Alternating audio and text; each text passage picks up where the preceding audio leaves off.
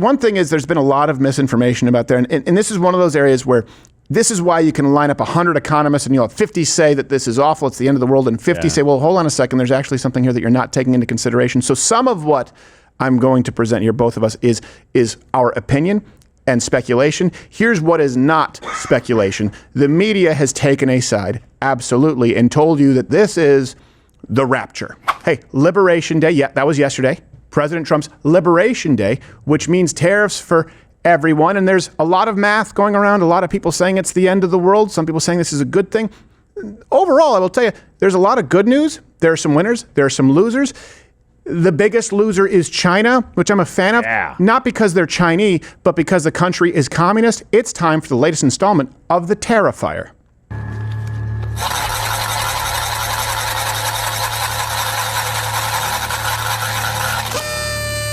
Sir. Okay, I'm back. I know. I'm back. It's still funny. It's never not going to be funny. So like we said, biggest loser, China. Biggest winner, surprisingly, Mexico, because they kind of showed you how to handle this right. Yeah. They screwed Canada twice. And then the rest of the world now, like, they're doing a pretty good job. Canada was omitted from the master list because they're individually going to be stuffed. So we're not even going to be addressing Canada, but there's some I think there's some dynamics here that maybe people aren't considering. For example, if you look at a lot of these poor South American countries like Nicaragua, I don't think you maybe know this. If these countries have to end their reciprocal tariffs, it may allow them to come out of the third world. If some of these countries can, for the first time, have actual access to affordable American goods. I'm not talking about an iPad and Grok. I'm talking about basic appliances, things that we take for granted that they can't access because their government is protectionist. So that's an underlying theme here that I'm not hearing a lot of people talk about. But of course, we do have here to discuss this because he's, I guess, let's just say expert on on cable news. They say expert even if they're not on international policy and relations. It's Lane the Brain.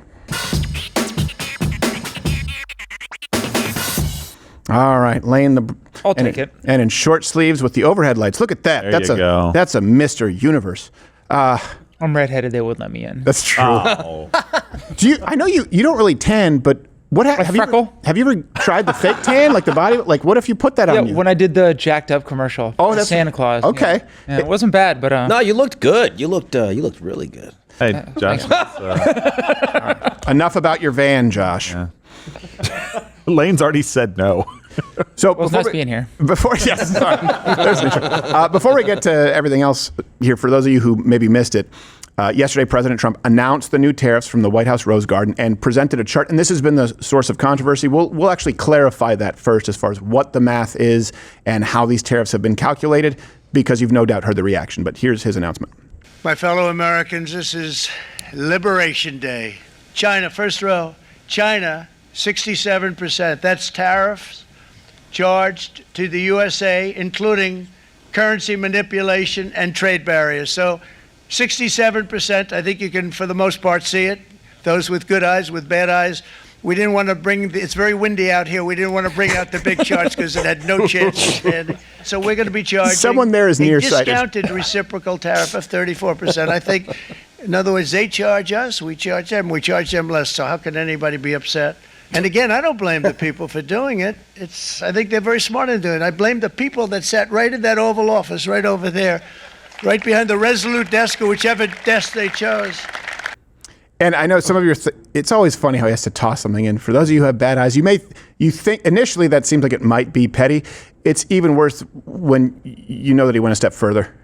Your bad eyes, your lies, your fake news, bad eyes. You have bad eyes. He sent that. He sent that to a journalist. He did, yes. Right. Left it on the in the moment, they were like, "Hey, what the airdrop? What? Like, emoji. Yeah. I hope he's not talking about me." Who could it be? I left my contacts at the hotel. You can't afford LASIK.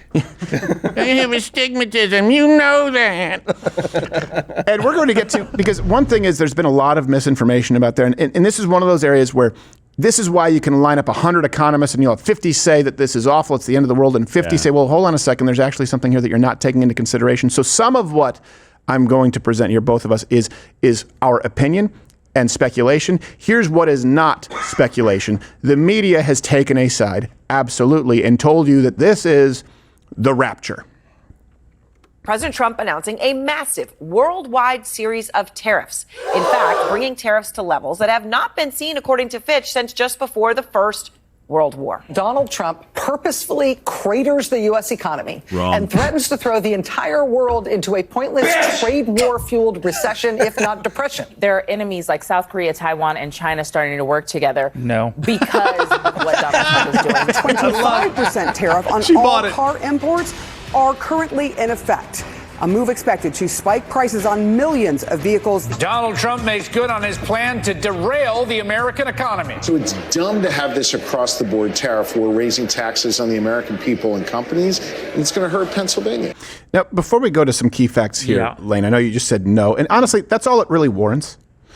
No, that's incorrect. It was so stupid. But it is kind of amazing sometimes. Even I'm surprised. We usually use leftist sources because we want you to know what they're saying. That's why we provide all the references, link in the description. Today, as every day, there is no rational argument that they make.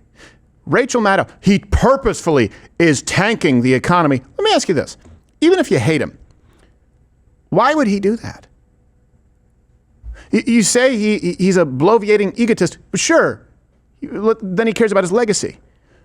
Stalin didn't want to tank his economy. He was an idiot. Communism fails, but he wanted to be exalted. He wanted a bunch of statues. Hitler didn't try and tank his economy. No one would have a vested interest in tanking their economy, guaranteeing that their legacy is tarnished forever and their party has not a chance at midterms. There's no rational argument to be presented for that statement.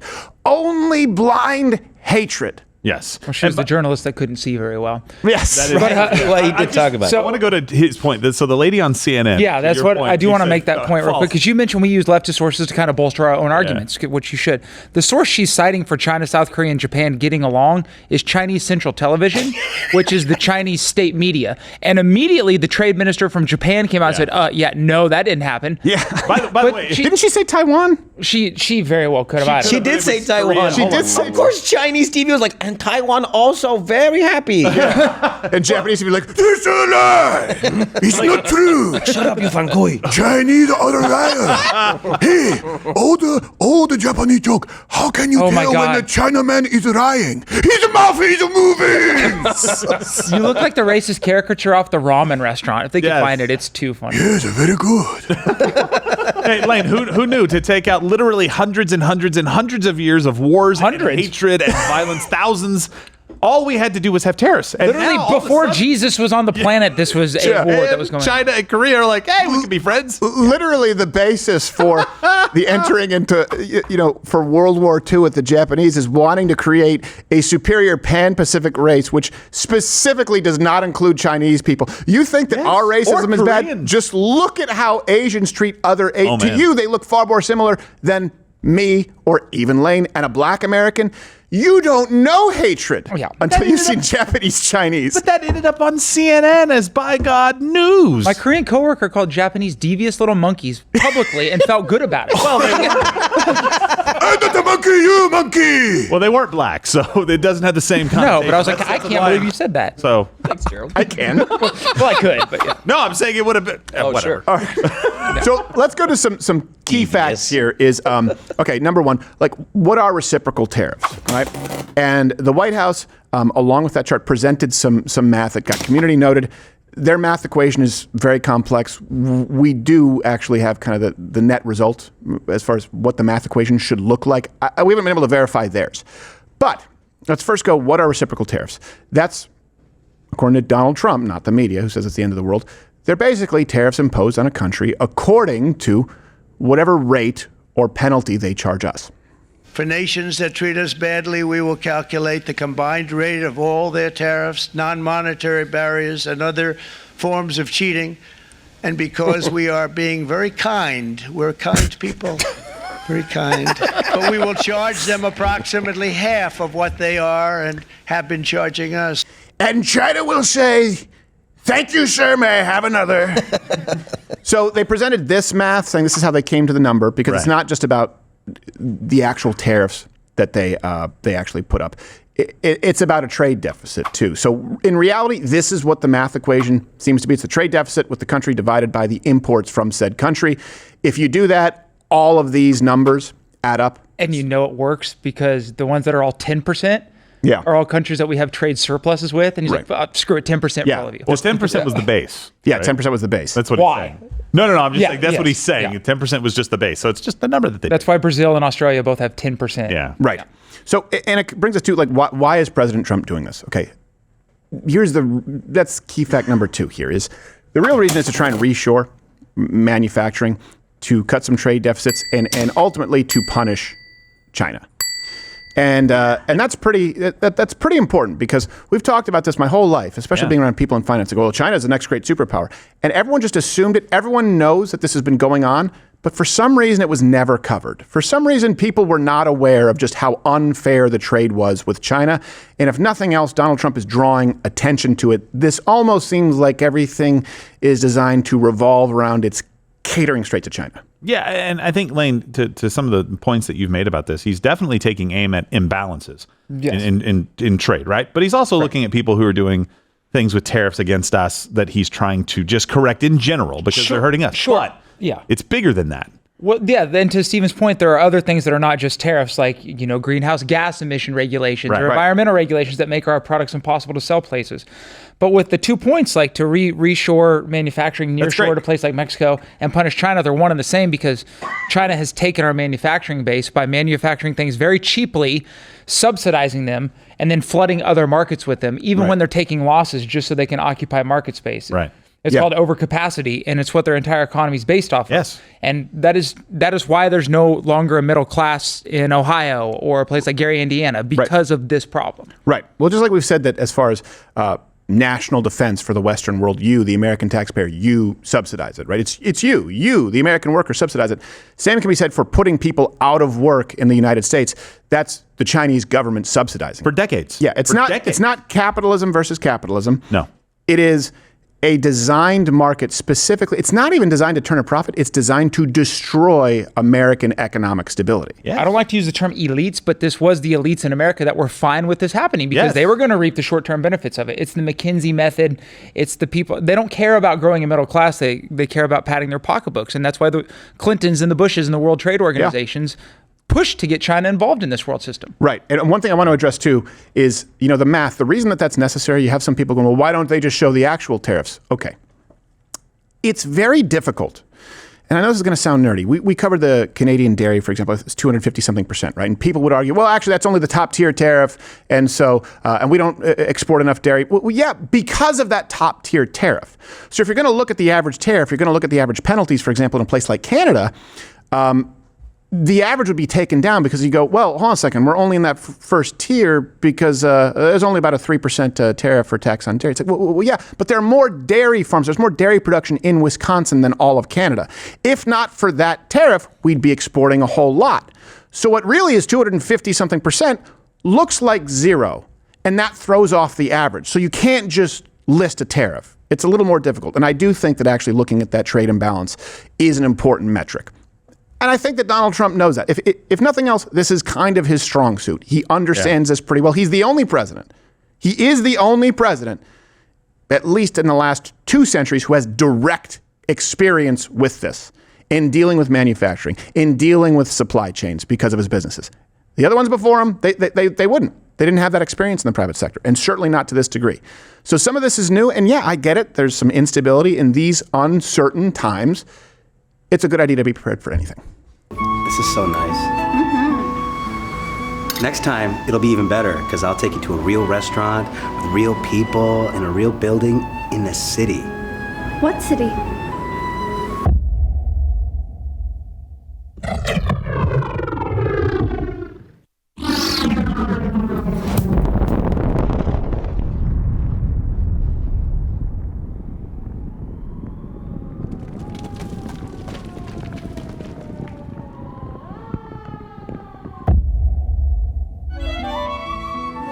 Don't worry, I got 3 months of this My Patriot supply.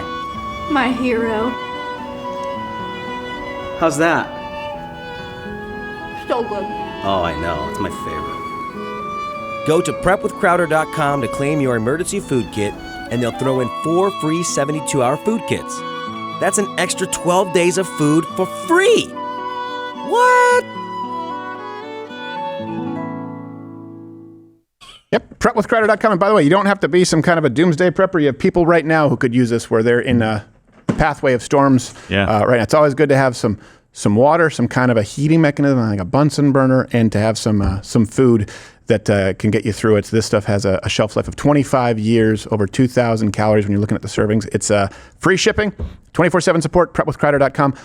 Let's go back, and we have Viva Fry coming on. We've talked about this, but the biggest loser significantly here is China, right? They've been hit with a 34% tariff on top of an existing 20%. And by the way, backdoor countries like Vietnam have also been hit with a huge rate. For those who don't know, backdoor countries are countries that China uses to funnel their goods like this.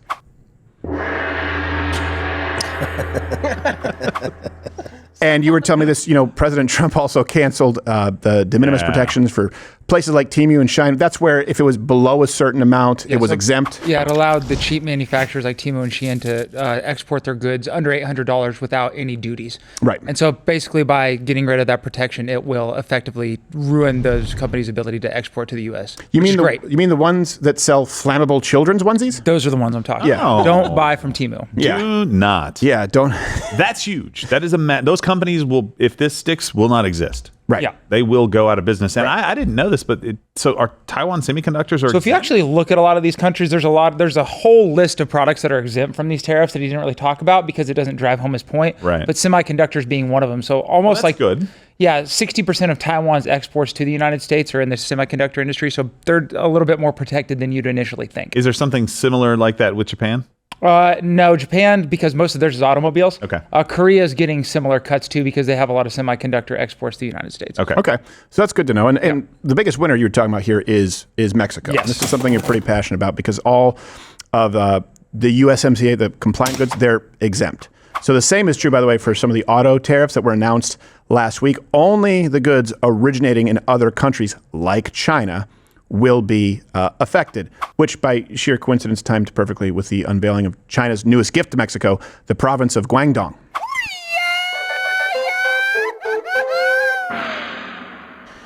It's racist two ways. That's a nice workaround. I just Guangdong is it's very hot and humid there. It's a lot like Houston. Is it? It is, Nice. yes. Except not as many fat people. Prettier girls.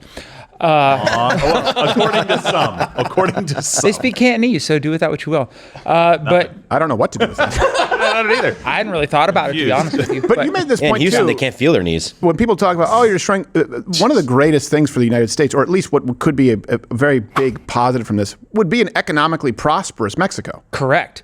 And now if you have a chance for U.S. investment to come in there, they're still going to be able to export to the United States. Their president has been very cordial in this whole deal. Mm-hmm. She showed you how to deal with it, while the Canadians have showed how to act like children. Yeah. And I think this will really benefit kind of that bilateral trade system. And yeah, if you want the cartel gone, there's nothing better than every Mexican to have a good paying job. Yeah. Really. Also, hopefully guns. We can manufacture those. Yeah, I mean, Mexican citizens, not just the cartels. Otherwise, you end up with your head in a turtle. Yeah, and It's one-sided. The biggest question mark, I guess, most uncertainty, right? You're talking about this countries like Japan, Korea, Taiwan. Right. This is one that people are concerned about. Like they already have some pretty low tariff rates comparatively. It's already quite outside of a couple specific products. Like Japan has a high rice levy, but I don't mind that because we don't export. I mean, we export a lot to them. But the point is they can't really lower their tariffs much more. I guess they could start increasing defense buys, but they're already doing that. Mm-hmm. The Japanese are already investing a ton of money into the United States. So I don't really know it. I would like and I think behind the scenes, you'll get this in negotiations. Yeah. But you're not seeing at least forward facing. What is the ask from these countries that have apparently up until this point done everything that they've been asked to do? So I could see where there'd be some confusion in those capitals unless there's backdoor and historically, Donald Trump has been very amenable to negotiations with allies. Correct. I would imagine this is a bargaining chip. Look, the one thing I'm sorry, I know we have time, is Vietnam is the one that's screwed in this. Yeah, they are. Because so many companies reshored or went from China to Vietnam to avoid this exact kind of tariff. Right. Well, now that's not going to help them. Vietnam already dropped all tariffs, and they can't really afford to buy anything else from us because they don't have the per capita GDP to do so. Right. So I don't know what they can do. Maybe give us a naval base or something. But I feel very bad for the Vietnamese right now. And especially that's the one country I'm looking at the most kind of hyper-focused, because we really need that Vietnamese help if we're going to, work vis-a-vis China in that region. So I wouldn't want to be in Hanoi today. Hey, Vietnam, we won the long game. Yeah, exactly. I don't think that's we forgot. How's the tiny shoe feel on the other foot? Let's pull a Korea. Let's invest in the country, build it up, make it a first world country. Then they can start buying our stuff. There you go. Well, what's fascinating too, when we're talking about this, like the communism in China, is they don't have the ability, right? Their citizens don't have the ability to purchase a whole lot of U.S. goods. No. And here's what's funny, like communism, if people, it's not a bunch of hipsters and coffee houses. The idea is, okay, you're talking about the proletariat. They're going to seize means of control and production, right? And then they're going to be the ones to benefit from this instead of the business owners. In China, they just get the worst parts of communism without even the false perks. Like there's very little social safety net. So it's like, yeah, we're going to be communists, but all you workers, you're actually not going to be able to enjoy the fruits of your labor at all. You're going to be in these factories. Okay, we're going to control everything. You're not going to have a social safety net. And as soon as it's done, you get to make all of the cool crap, and it's gone to America. Yeah. So it's got to be. I often wonder how much the Chinese citizens have bought into the problem. I don't know. It's hard to tell. But someone referred to this as being like a Hiroshima moment for the Chinese economy, because what you're doing is you're taking away their ability to export, which is what their entire economy is driven off of, because they don't consume. They've been trying to switch to a consumer market.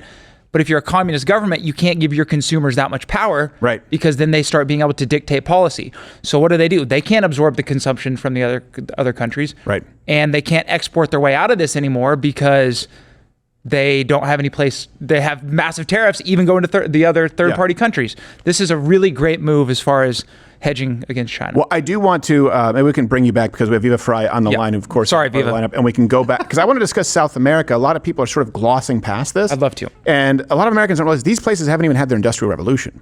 You have people who are sleeping in hammocks and still, warming a can of beans over an old ironing board. Some of these countries do have some purchasing power where if their own nations, if their own governments took off some of these tariffs, there would be American companies that, sure, it would be great if they invest in manufacturing, but even before that could create some affordable goods and services that these people could finally use. Things that we take for granted. I'm talking about like an electric tea kettle could do something. I'm talking about these people are washing things on washboards to this day. They don't even necessarily have access to soap because it can be so expensive. And these kinds of things could be exported that could fundamentally shift the economies for some of these nations that people are overlooking. Also, look, guys, but we often complain that people don't do anything. What did you think was going to change? You think people say, I don't like the method. Okay, for 50 years, nothing has happened and these people are taking advantage of the United States. You think one more ask, one more meeting, one more letter was going to make a difference? We've tried it one way for over half a century. Let's try it another way. Unless you believe that he's simply trying to deliberately torpedo the economy as Rachel Maddow does, I don't see how that makes sense. Oh, you're still here? And you're still watching this on YouTube? You've probably noticed something is missing by now. I'm not here. That's because the Live Daily Show is now streaming exclusively on Rumble weekdays at 11 a.m. Eastern. Tune in there, where nothing is censored.